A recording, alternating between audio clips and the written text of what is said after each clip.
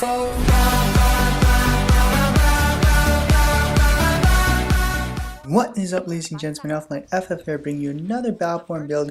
This time we've got the Demon Child, Shayne Aurox, and they're pretty fun to use. It's a cool combo, and they're pretty good at playing support and offensive.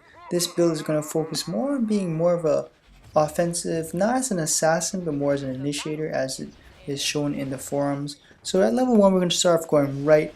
Basically, because it is an initiator, Shayne is going to take a lot of damage here and there. So when you use the fetch to still, bring in that person or stun them, you're going to get your overshield back, and that's actually really helpful. For level 2, we're going to go right again. First attack does more damage. So basically, this is the assassin part, and this is the only part of this build in which I focus on assassin. And I normally really don't use it to initiate the attack, but more of do damage, brawl, get some hits in, and then go underground, or whatever the Shayne does, and then come up and hit it again, possibly to finish the combo. For level 3, go right again. This just increase the rate of the rate of the shield recharge, and that is because it is Shayne is the initiator, so it's going to be taking damage. It's not a blow for blow type of character, but you do want to use it as that type in this build. For level 4, we're gonna go right again. So this time, instead of pulling when when you launch Aurox at, we use as a stun, and I actually like the stun more just because pulling them in, it can help when you're bringing a whole horde of your team with you. But if you're one-on-one, there's really no need to pull the guy, and you rather stun him for that 2-3 seconds and get as much damage off as you can, and it is very helpful. For level 5, this time we go left.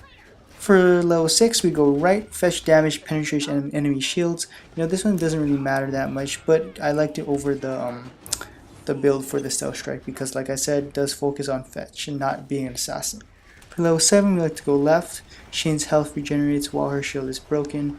It's kind of like an Eldritch now, but basically, like I said, blow for blow. It's pretty good against another melee strikers and things like that.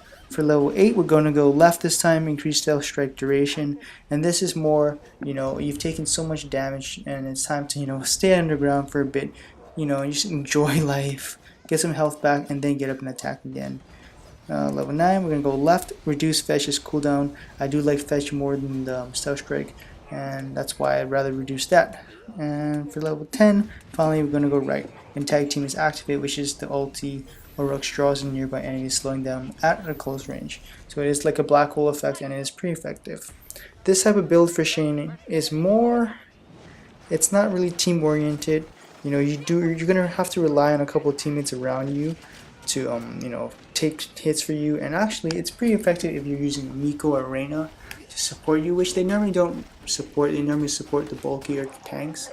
So you could say this is more of a tankish assassin. Shayne is an assassin build. His attacks or her attack is meant to bring in the enemy and get those last minute hits.